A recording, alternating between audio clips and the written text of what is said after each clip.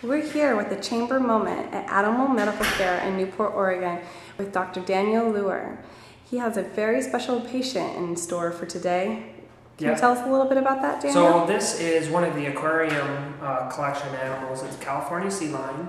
Her name is Esther. She's a 172-pound female that has been acting a little bit tired, a little bit lethargic, having some vomiting issues, and just basically not been herself. So her staff is very attuned to, over at the aquarium, are very attuned to these abnormalities in her behavior. Have brought it to our attention, the veterinarians here.